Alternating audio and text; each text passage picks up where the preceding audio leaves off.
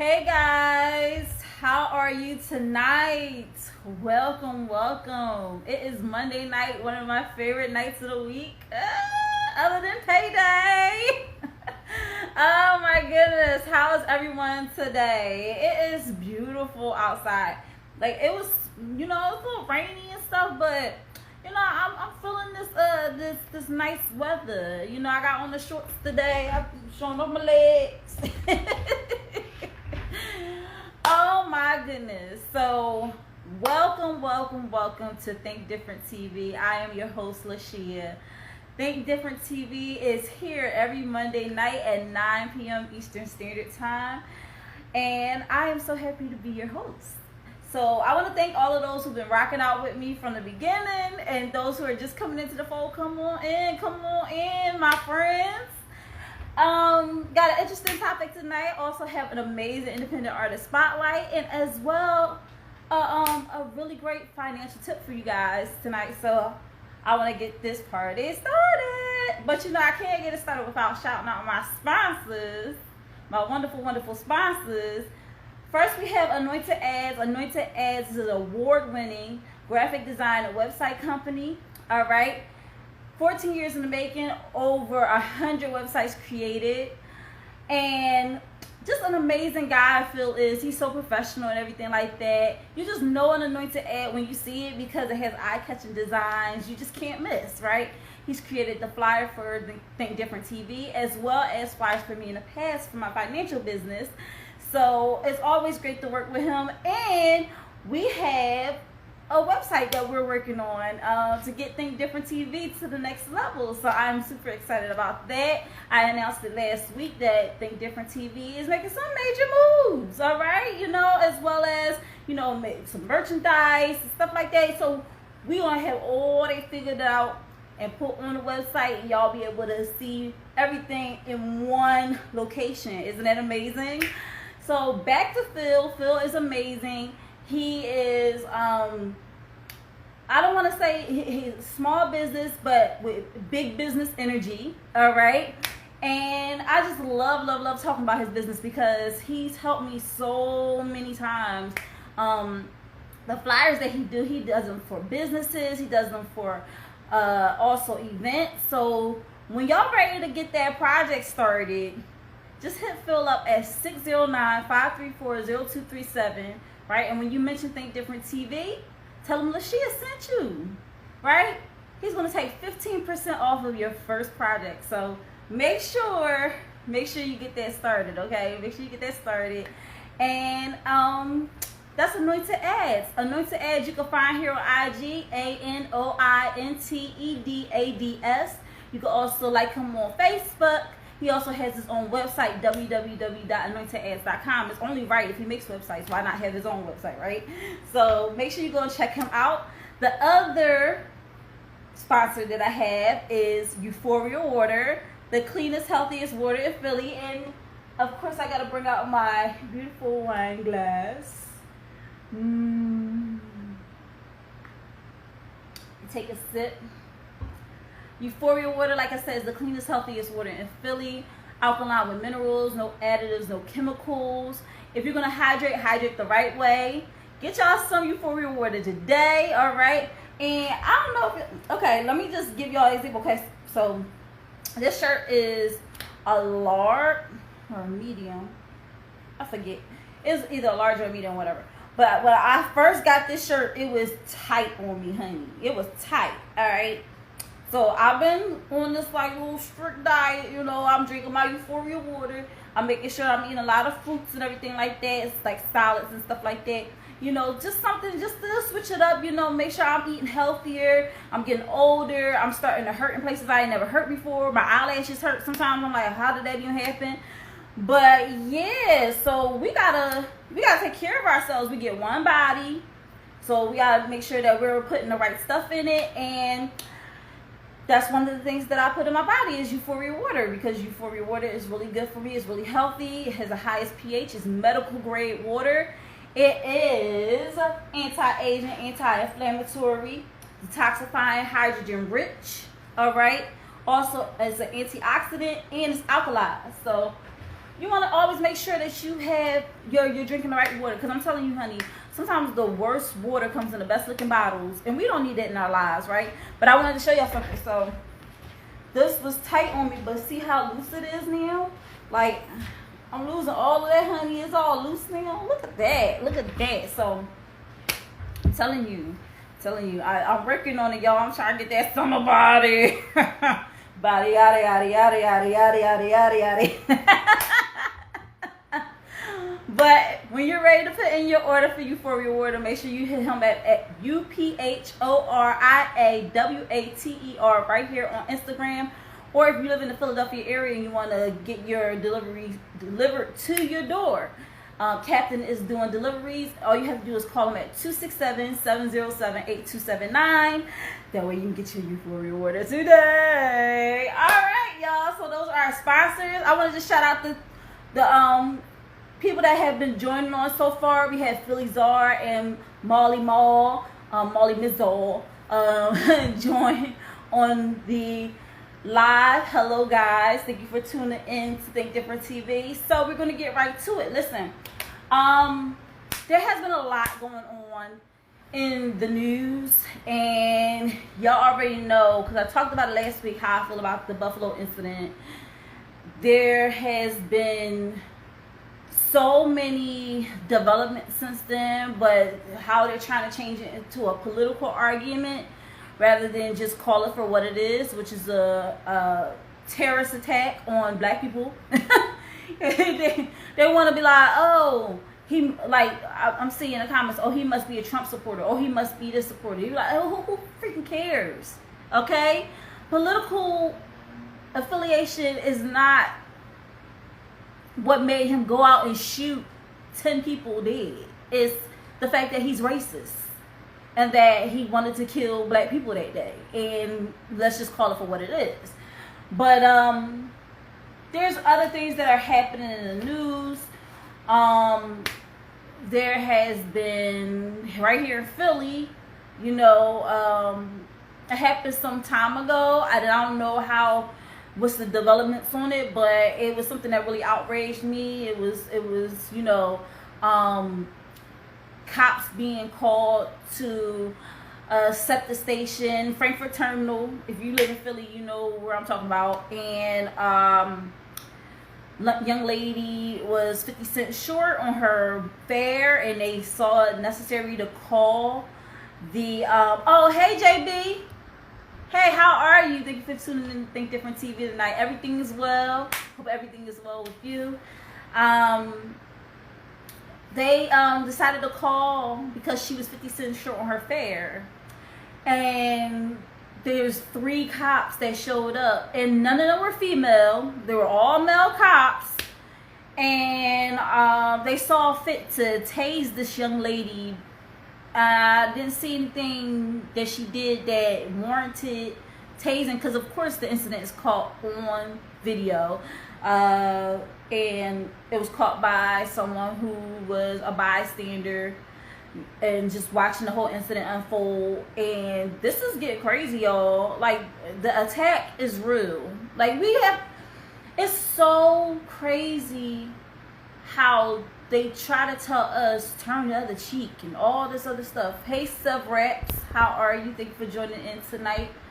It's crazy how they always tell us, oh, turn the other cheek, love thine enemies and all this other crazy stuff. Listen, all that stuff is out the window. When you start attacking us, we need to attack back. Like, not with words anymore, because obviously people aren't listening. I've seen a news reporter who was reporting the Buffalo incident, and he broke down. It was a post shared by Viola Davis, the actress, and he broke down during his segment, because he was just like, how many times are we going to have to report the same stuff over and over again? How many times are we going to say something about this? How many times is this going to be on the news, and we still are not having anything done about it? So, Another thing I saw before we jump into the social topic, another thing I saw was a guy who was at the airlines, black guy at the airlines, United Airlines, and he was hit by one of the employees. Now, my thing is like, okay, it's like, I don't think I've seen the whole video though. I feel like a lot of it is missing. What's up, Natural Touch? Thank you for joining in to Think Different TV. There's a lot missing from that video. I feel like we're not getting the whole story.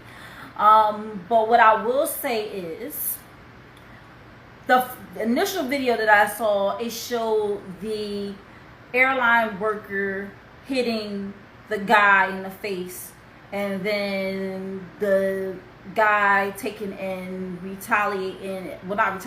defending himself.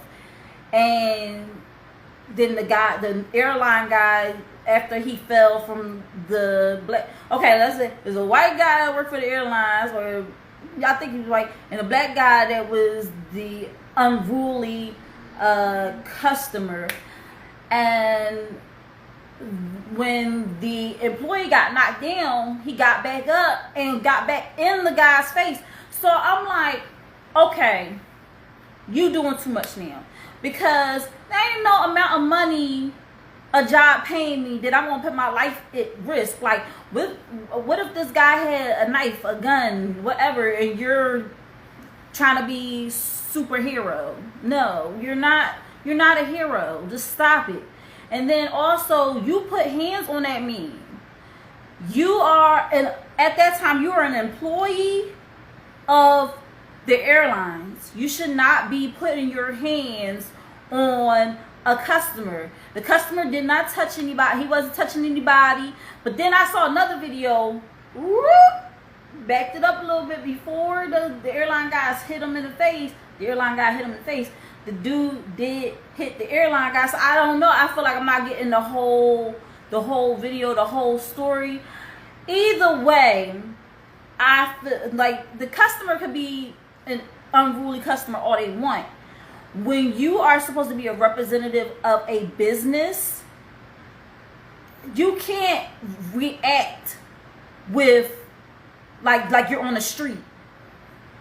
You gotta think, have some common sense, and say, yo, I'm not about to put my life in danger for no airlines, or for any job for that matter. You get what I'm saying? Don't put yourself in that position. Don't put yourself in the mix. Because what if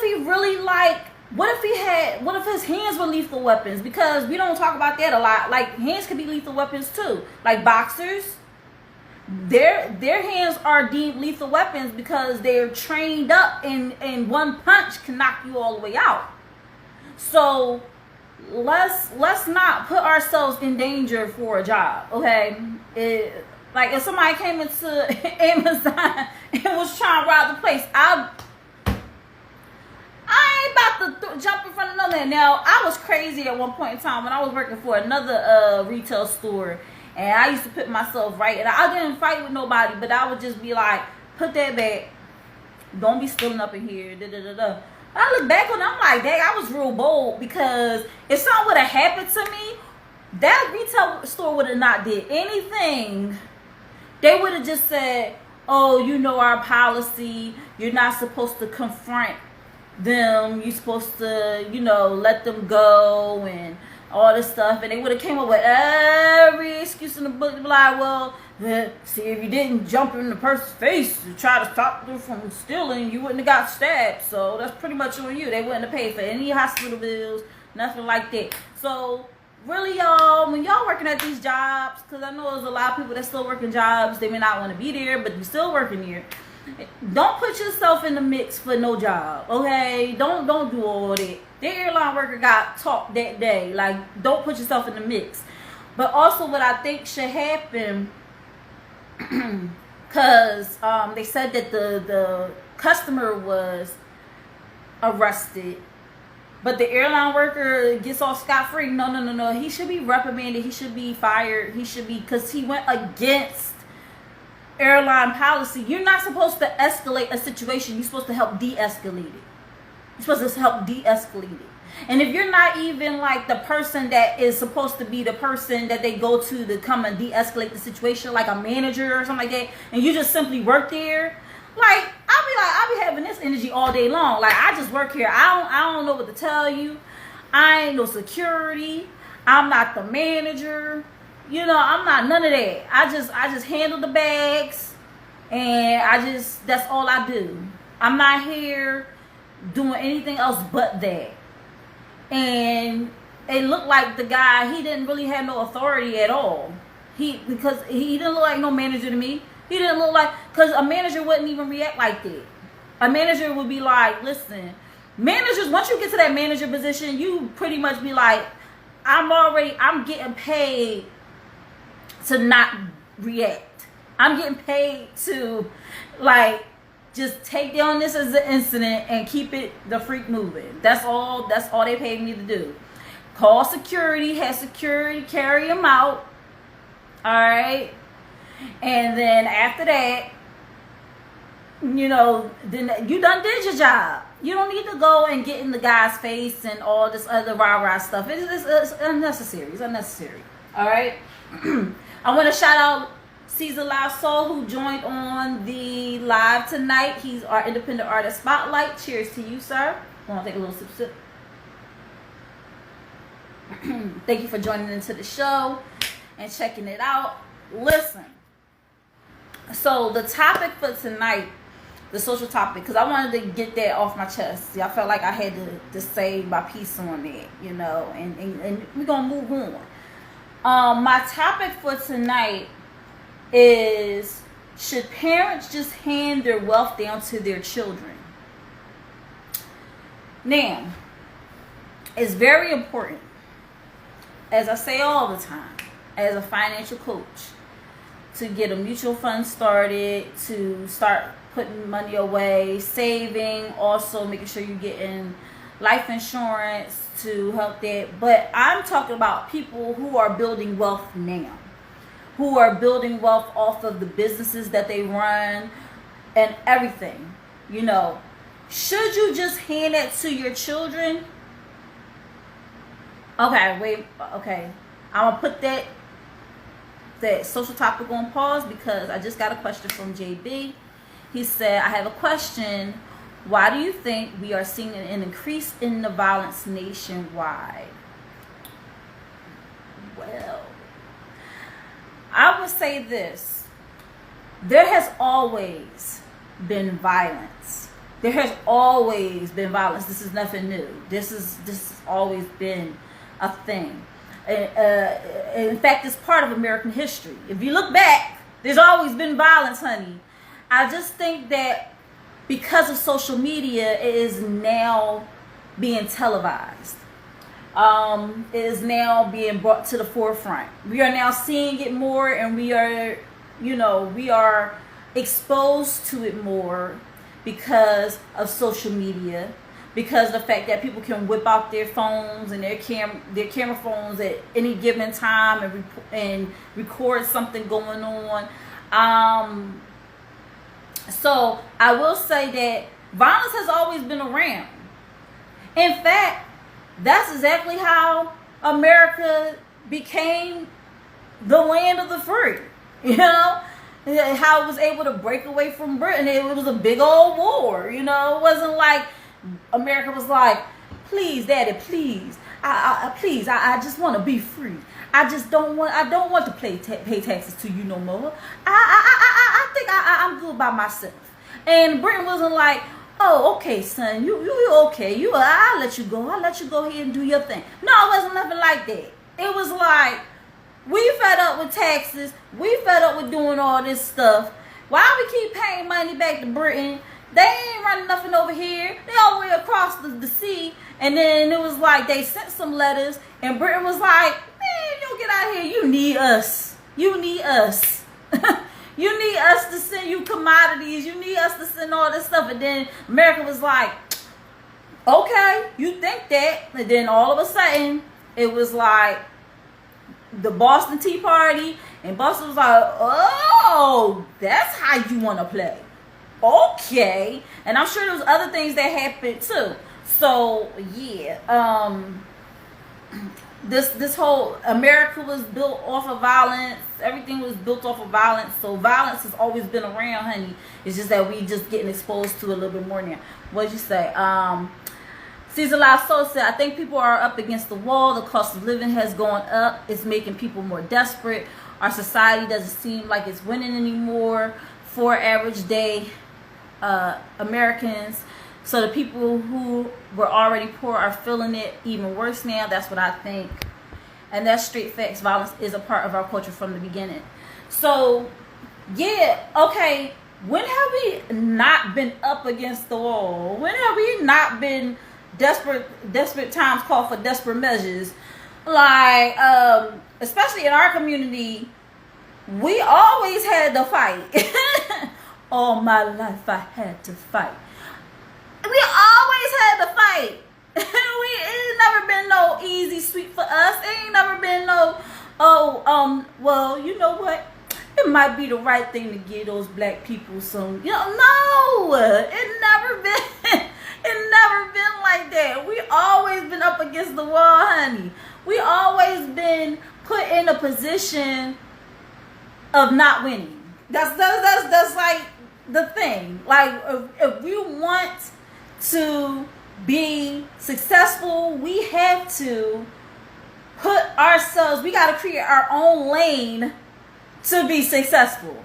You get what I'm saying? Like, we can't just, because it's like the Oscars, we have to be what they consider, like when we act and everything like that, we have to be what they deem as, oh my gosh, that blew me away. Like Denzel won Oscar for Training Day, but you know how many other great movies he was in before that where he really showed his acting ability? John Q. But he gets an Oscar for Training Day. I'm telling you. Remember the Titans? Come on now. Halle Berry she won a Oscar for Monsters Ball. Losing Isaiah? Couldn't nobody tell me Halle Berry wasn't a crackhead. Because she sure enough played a good crackhead in Losing Isaiah, okay? That was A1 acting. But guess what? They had to be a role that was, they won, but it was so many other people were still. There's so many other movies. You get what I'm saying? Two Guns is my shit. So it's like, yo, we've never been in a position to win. The only time we win is when we create our own lane and excel in that. Or when we dominate a lane so much that they can't deny us, like basketball, football, but even that's falling apart because there's a lot of football players, Antonio Brown, who are losing it mentally and having all this craziness going on. It's just a lot. It's just a lot, y'all. So yeah, violence is a part of history. It's not going to change. Yes, our backs are always up against the wall. We have to we can accept it and play victim, or we can take and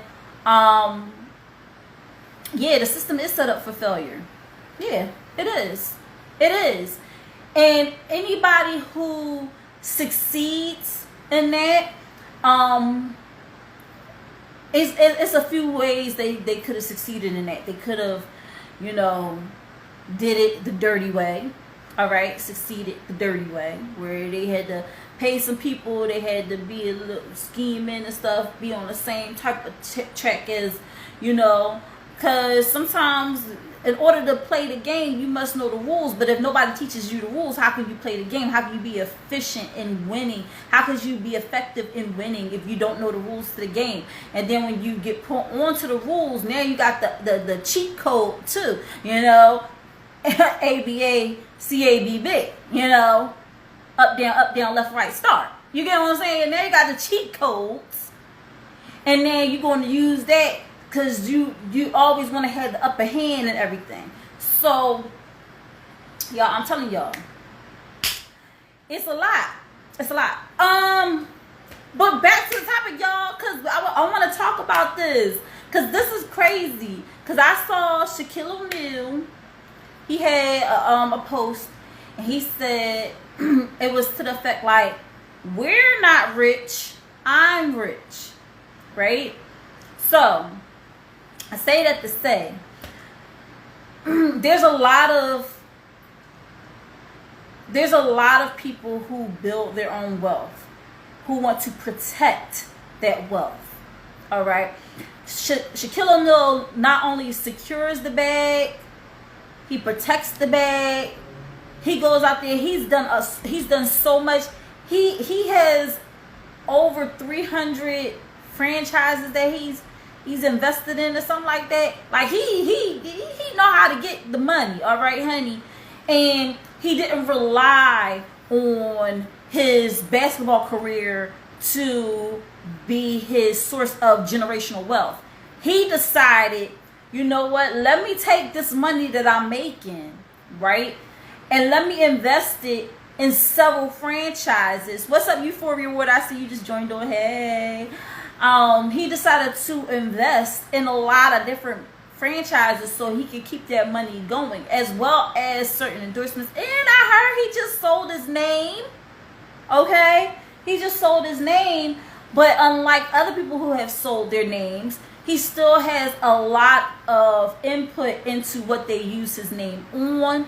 So that's putting him in a very good position to make a lot of passive income. They had to pay him a lot of money. All right? They had to pay him a lot of money to get his name from him. Then on top of that, they still gonna be paying him. He gonna have input on what they what's up, Trevo? Thank you for joining on to Think Different TV. They gonna have to pay him a lot of money, honey, and he's still gonna have passive income, residual income, all of that good stuff because he's learning the business. It's a lot of, if y'all pay attention, I wish people would stop glorifying some of these rappers out here, like Waka Flocka and all of them. They got some game. Y'all need to really pay attention to what they say when they're not rapping. When they're up there having interviews and stuff like that, and they're talking about how they're building generational wealth by owning businesses and all this stuff. Like, y'all really need to get them on there, okay? Because they giving y'all the game for free. Giving you a lot of the game for free. Trevo, we talking about a lot of different things so far, but the topic for tonight is, should parents just hand over their wealth to their children? Because I was talking about Shaquille O'Neal, how he is, he says that the family is not rich, he's rich, which I get. He went out there, he was playing basketball, his kids wasn't playing basketball, they was probably still in his nutsack when he was up there running up down the court playing basketball. So it's like,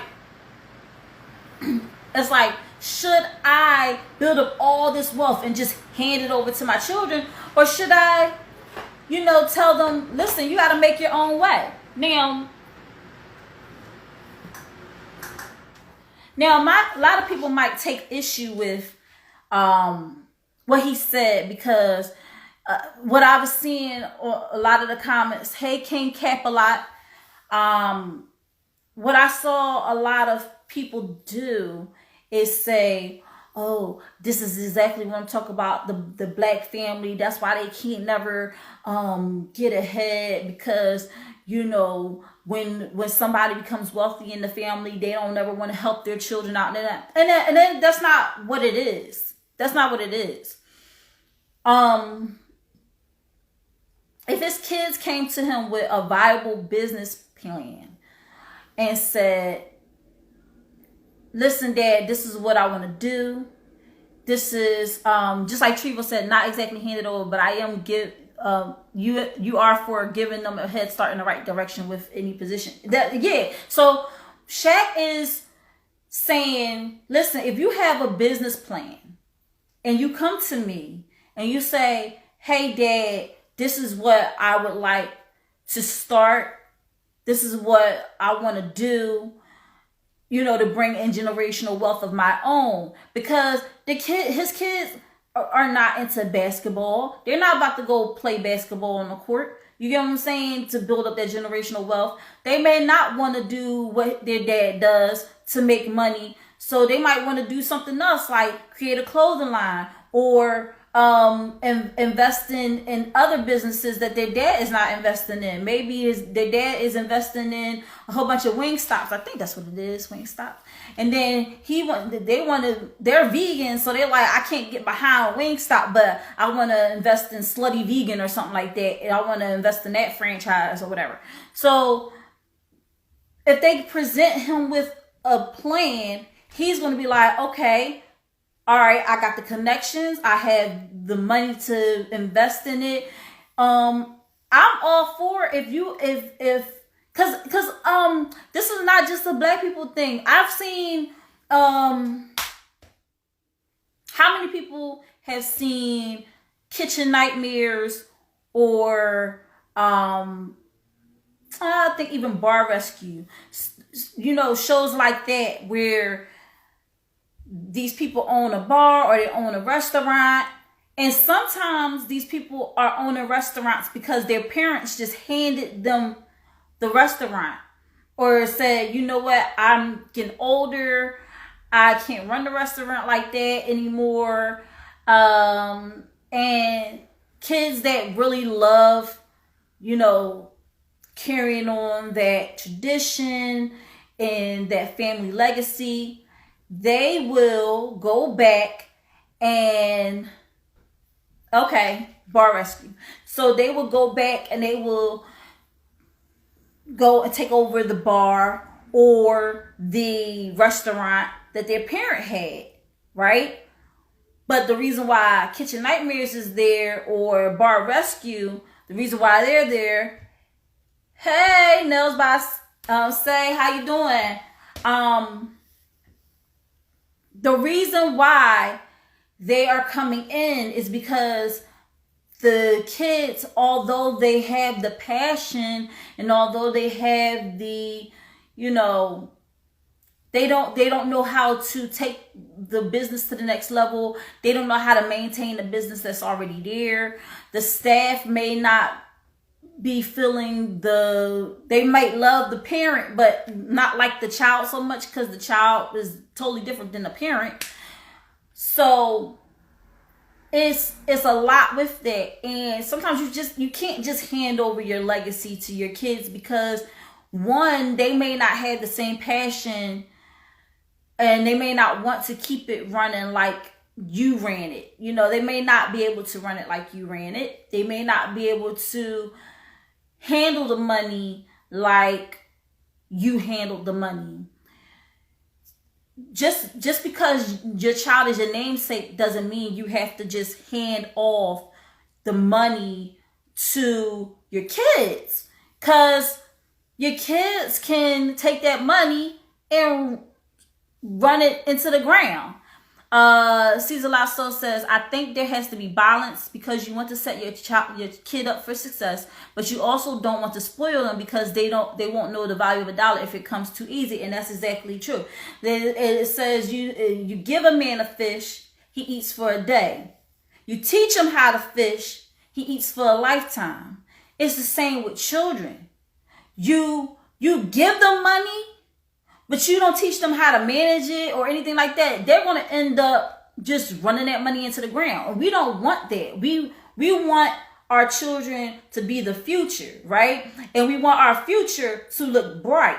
So if we're up there just handing them the money, handing them the wealth that we work so hard for, and then they're like, well, I didn't have to work hard at all. You know, what are they going to teach your grandchildren? And what are your grandchildren going to teach your great-grandchildren? They're going to like, everything just came so easily. Everything was just handed to me on a silver platter. I did not have to work for this, and I should not have to work for this. And this creates a generations of spoiled, rotten people. Adults. They're going to grow up thinking that they don't have to do anything. They can be so irresponsible with the money that your legacy is lost in the sauce because you done handed the wealth over to them, but you didn't teach them how to manage money or anything like that. You didn't teach them how to invest. And then they turn around and they're like, well, I'm going to take this money. I'm going to go buy me a new Ferrari. Or I'm going to buy this. Or I'm going to buy that. And invest all their money into liabilities instead of assets. You're going to turn around one day and you're going to be like, what happened to all your money? And they're going to be like, well, you know, I wanted to get this and I wanted to get that and I wanted to get that. And now you can't then backslide and say, well, that's not what I meant when I gave you that money. I wanted you to invest it. I wanted you to do this with it. I wanted you to do that. That's something that has to be taught to your children from the beginning. Before you even start giving them money. I had to work for my money. Allowance? Let's talk about it, okay? Allowance was like child labor.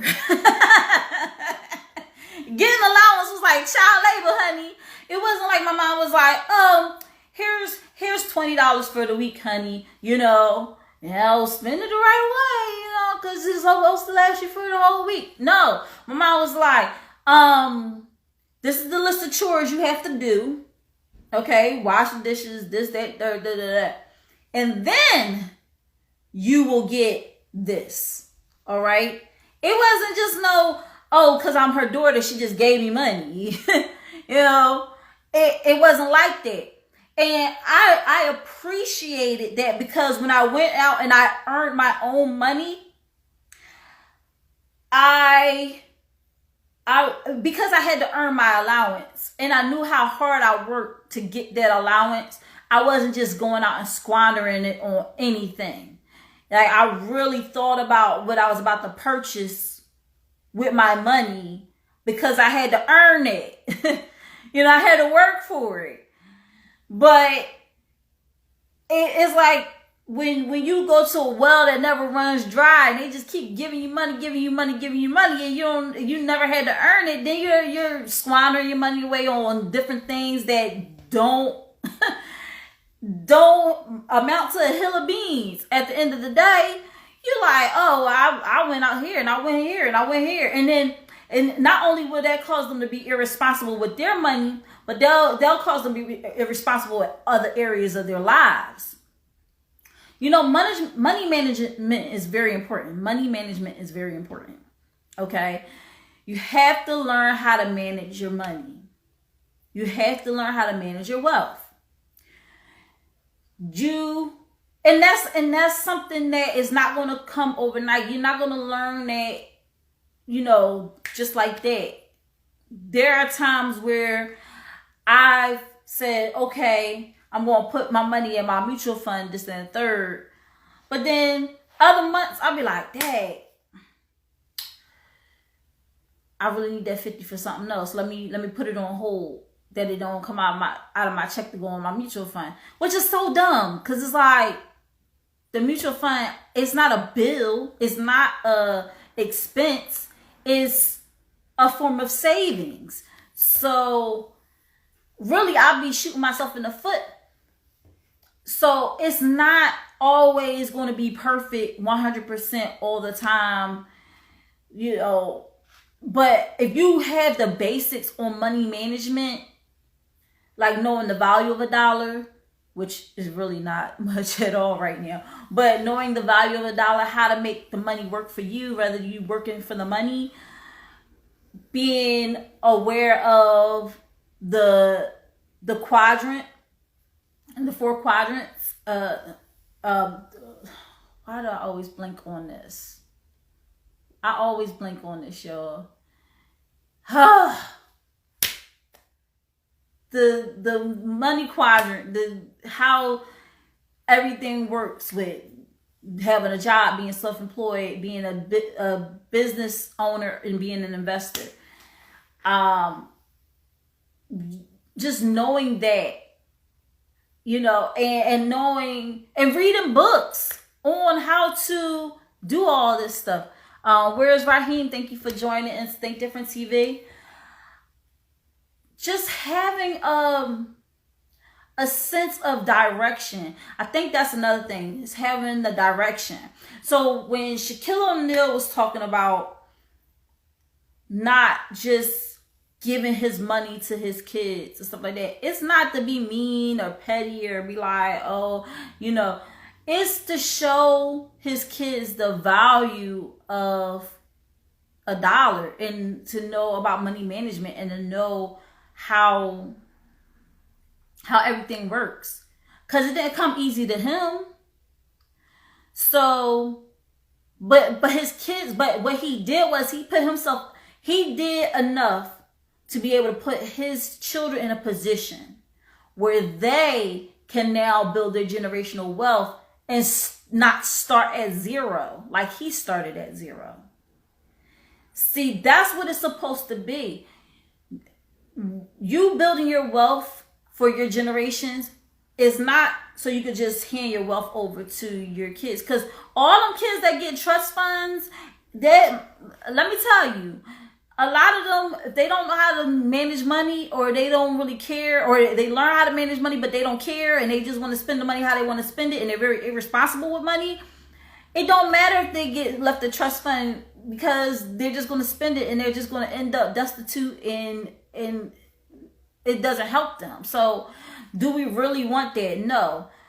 To sit down with our children and teach them all of those great things about money management and about the value of a dollar and stuff, it makes a big difference. And it helps in the long run, because those kids get to see that my parent cared about me enough that they didn't just send me out in this world without the tools necessary to thrive. And that's what needs to happen. We need to send our kids out here with the tools necessary to thrive, and not just give them money and just say, okay, now go here out in the world and do what you want. He does have a lot of connections. He does have a lot of money. His children, whenever, if they decide they want to start a business or anything like that, if they decide that they want to, you know, I don't know, like I said, start a clothing line. They don't have to start at zero. They can say, hey, Dad, I was thinking about starting a clothing line. This is what it would look like. This is what da-da-da-da. Also, Shaquille O'Neal, I have no doubt that he's put his kids in like the best schools. You know, they say they want to have a business course. He can pay for them to go and take a business course. It's all about putting your kids in the position that they need to be to create their generational wealth for their families. So I'm not against what he said. Yes, he is the one that made all the money. And if he's going to, don't just give it to your children. Don't just give your wealth to your children, but invest in what they want to do and give them the means and the connections to get to the next level with what they decide to do. If they just some lazy kids and they say, well, I just want to party and this and the third, you gotta take a firmer hand with them. Like, oh, if that's what you want to do with your money, you won't have to earn that money on your own. You have to go out and get a job. I'm not just gonna give you money. All right? And people be like, oh, that's harsh, because if he got the money, that it's his money. And I don't understand why people be all trying to spend somebody else's money. Like, You can't tell nobody what to do with their money. How would you feel if somebody came up to you and said, you know what you should do with your $100 that you went and worked all week for? You should do this. You could be like, get out of my face. Caesar Lavso asks, what do you think about the people who donate all of their money to charity and don't leave anything for the children? So, here's my thing, right? There has to be something with that. And who's to say that he didn't leave anything for the children? Who's to say that? Because, again, this is their money. Whatever they want to do with their money is what they want to do. If they decide they want to donate it all to charity and not leave anything to their children, they don't have to. Well, if I was a child, I would feel some type of way, but what am I not doing that I did not tap into that or say, hey, instead of, donate all your money to charity, how about, because I want to start a business, how about lending me some money so I can get my business off the ground? Because, that's what I wanted to get to when I was talking about Bar Rescue and Kitchen Nightmares too. A lot of these people, when they be like, Dad, I still owe my dad because he invested, he gave me money. These are people that their parents did not have the business before them, but they realized that they wanted to start a business, so they lent their kids the money. And this is not just a Black people thing. This is a wealthy people thing. Wealthy people, they know about ROI. They want a return on their investment. They just, like, if they had money to just give away, then they would just give it away. But sometimes they would be like, yo, I gotta see if I can get a return on my investment. And a lot of these shows, if you pay attention to the backstory on them, they're like, oh, well, my dad had lent me like $10,000 to get my business up and running, and I still owe him money, and I feel bad because my restaurant isn't really doing it well, and I still owe him the money, and I didn't get a chance to pay him back. Or a bunch of family members got together and pulled some money together and loaned them the money so they can get their businesses up and running, and they still got to pay those people back. So, if a person decides, hey, Jamar, Joseph, Jermaine, Adams, thank you for joining Think Different TV. If they decide to do that with their money, that's what they decide to do. See, the thing is we have to stop thinking that everybody owes us something. Nobody owes us anything. If anything, it would be nice to get the education to learn how to manage money and how to be more responsible with our money. Not necessarily give me the money. Yeah, I do feel sometimes like, Dad, why my mom didn't tell me about this? But then it also goes back, did my mom and dad have the education that they needed to have? Did my grandmoms have the education they needed to have to teach their children? See, a lot of the times it's just a lack of education. It's a lack of, and then you don't know what you don't know, and you don't know how to research something that if you never had to look for that piece of information before, you don't know how to look for the information or where to look for it at, then yeah, you pretty much stuck. You don't know how to ask. Like, if you don't know anything about a certain subject, how can you ask the questions necessarily? First you can start off by saying, well, what is that? and then you got to always ask the person that has the wealth of knowledge and is willing to teach you and take the time out to answer all your questions. And sometimes you have to pay for that type of information.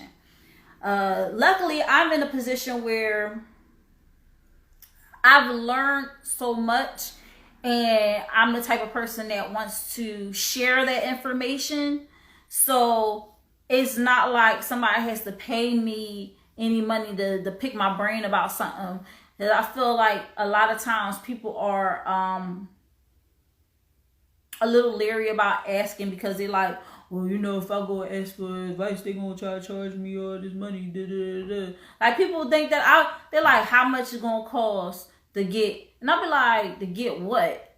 Oh, for you to show me how how the insurance work and this, that, and that. I'm like, nothing. Like, I was trying to get people to sit down with me all the time and talk about financial concepts and stuff like that, and they simply say, you just try to sell me something, you just try to do this, you just try to do that. I'm like, listen, honey, I am not a financial advisor. I'm a financial coach. There's a difference. Financial advisors are licensed to the point where they can actually charge a fee to sit down with you. However, I'm a financial coach, and as a lot of time, coaches that coach basketball in high schools, coaches that their salary is not okay. Half the time they be up there eating bologna sandwiches and can barely, get a decent night's sleep, or they always fall behind their rent because they're not getting paid. If teachers are not getting paid, what they should be getting paid, what makes you think coaches get paid what they need to be getting paid? But they'll take a team to the championship and get the school some funding and some money, but that money does not go into the coach's pocket. So I say all that to say that I don't get paid to share information with you guys. I would rather just share the information with you guys. You get what I'm saying? Because it's something that everybody should know. And some people don't want to go through the hassle of doing all the research to find out all the information that they need to know. So it'd be better if they had somebody that know the information, just tell them. And like I said, I'm in a position where people can pick my brain, and they can ask me these questions and I can answer them. Now, when it gets outside of the scope of outside of the scope of knowledge that I have, then I will enlist some people that I know that can give you further information. But that's just what it is. So I'm gonna open the floor, for people to get on here and talk a little bit about the subject. If you want to talk about the social topic at hand, you got something you want to say, some input, your 2 cents, feel free to send me a request so you can join the video and get in on this conversation, because this is something we need to talk about. Should parents just hand their wealth over to their children, or should they make them work for it? Or if they're going to hand them the wealth, should they, hey, Reformed Gangster, thank you for joining in to Think Different TV. Or should they teach them all they need to teach them about money management and all that great stuff before they hand over the money? Should they? Like, what do y'all think? Anybody want to join in the conversation? Anybody want to hop on the screen real quick and share their 2 cents? Or we got some scared people. Okay. I'm with Caesar Live Soul, who is also our independent artist spotlight for tonight. He wants to join in on this conversation. Hello, sir. What's up? What's up?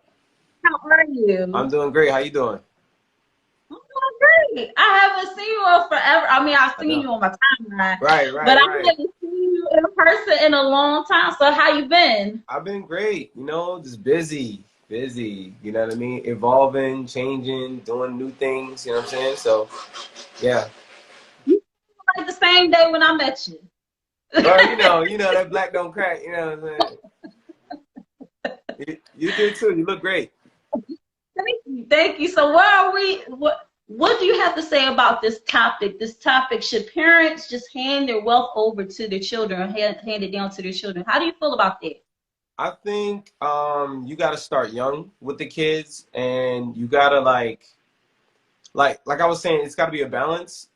So I would, put my kids in music programs or something like that, sports, you know what I mean? I would give them all that support, which they're kids, so they're not going to be able to enroll themselves into Pee Wee, league or whatever, right? So that's up to you as the parent.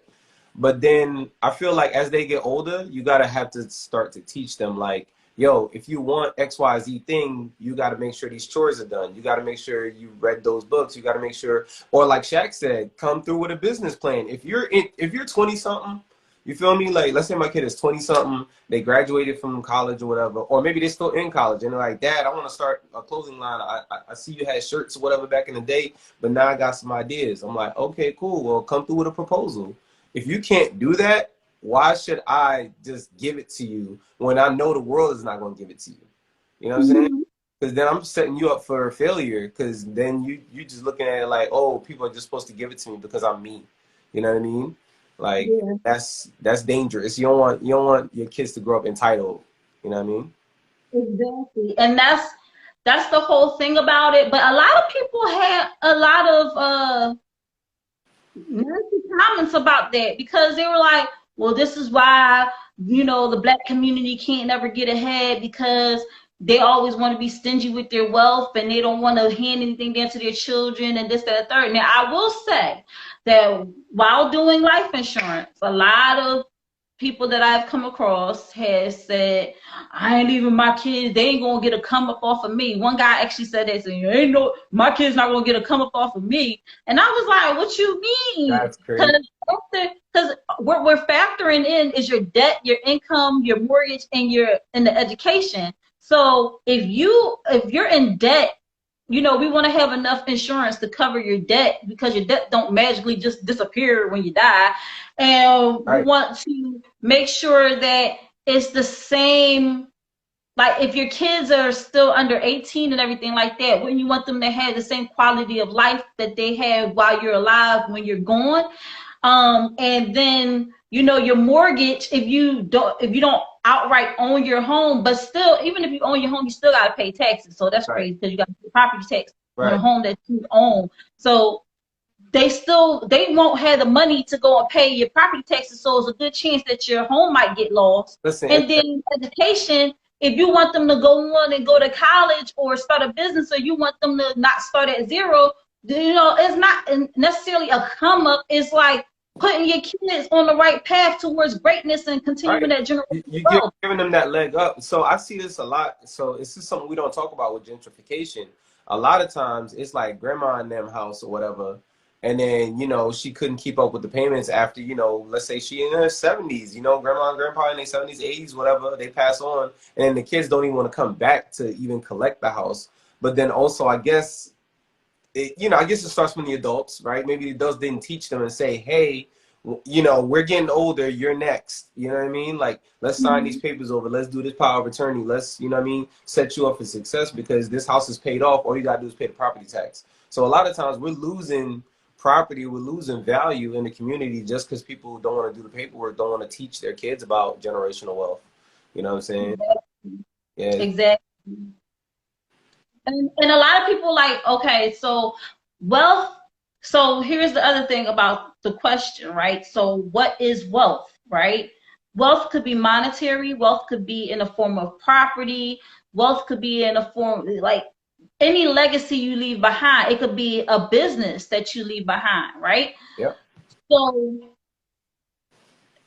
you can leave that to your children, but if you leave it to them without the proper knowledge, like you said, to carry that on, then they are not going to carry it on in the proper way. Like all of that would have been for naught because you didn't set them up and let them know, listen, like you said, when they get a property, when they get your home, they're going to have to pay the property tax, right?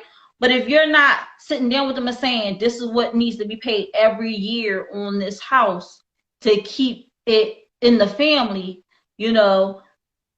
they're going to be like, they're not going to know about it. Every time they get a little letter, they're going to be like, what is this? I don't know. And they'll have your name on it because the property's in your name. Is not like if you didn't sign it over to them, but you just kind of gave it to them.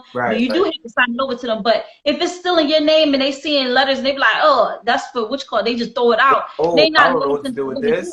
Yeah, that's crazy. Yeah, it's just like that, right? It could be just that simple, and then all of a sudden we want to blame other people, like, oh, they taking over the hood, they doing this, they doing that. It's like, but are we doing what we need to do to set our children up for the future? So on that note, yeah, so to me, when I hear people doing the whole, I'm gonna donate everything to charity, I'm not giving my kids nothing. I be feeling like that's kind of stupid. I don't know. I'm not with that. Like, I'm not with that. To me, like, what I would rather do is put it in a trust, right? So let's say it was like $20 million, and I just don't want to leave $20 million cash to my kids when I die for whatever reason. I could probably put it in a trust and be like, this money will come out $1 million a year at a time, and it's supposed to go towards like college expenses, charity, this and that, this and that. So there is stuff that you can do to kind of like still have a little bit of control of your money after you die. So I think, people could do that. That's what I'm probably gonna end up doing. Like, yeah, it's gonna be like Keystone milestone. It's like, oh, you 18? All right, you get this first like $50,000 or something. Buy yourself a car. You know, feel me? Like, like, yeah, granddad taking care of you from beyond the grave type vibe. You know what I mean? Somebody said, Reform Gangster said, or the people that leave their bread to their pets. No, that's even crazier. No, I can't. Yeah, there was a cat. The cat was like $6 million. I bequeath my $50,000 to my pet Fifi. Nah, real talk. There was a cat. I think the cat got like $6 million or whatever.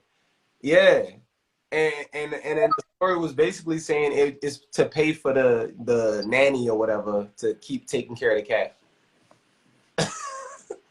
I'm just like, that's so dumb. But what I will say, right, is wealth, like I said, could be in the form of a lot of different things. And what we need to do is teach our children the value of a dollar, money management, and if you're not a real keen business person or whatever, but you have, over time, built a business. Because it's funny, because there's some people that's not really like business people, but they had businesses. Like they just, their product may have been so great that people couldn't deny them. So they just kept buying and buying and buying, but they never really had the business savviness that they needed to have.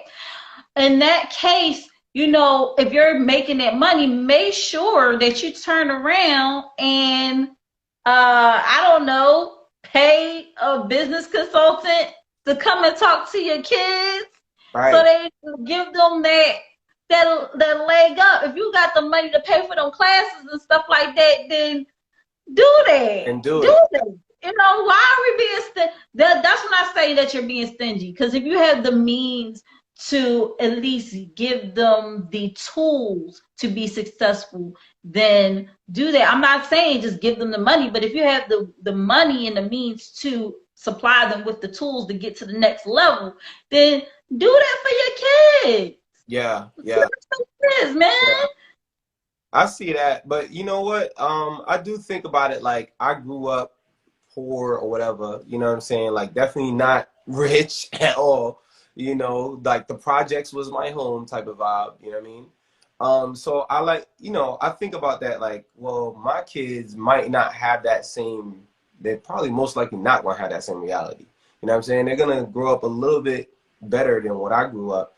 So I wonder, like, are they going to want to be like, Dad, I heard you from Brooklyn and I heard this, like, I want to go back to the hood because, that made you who you are. You know what I'm saying? But meanwhile, they're growing up in some suburb and they feel like they're not real enough. Like, you know what I mean? So, son, if you go back to where I grew up at, you will see that it looks exactly like where you are now.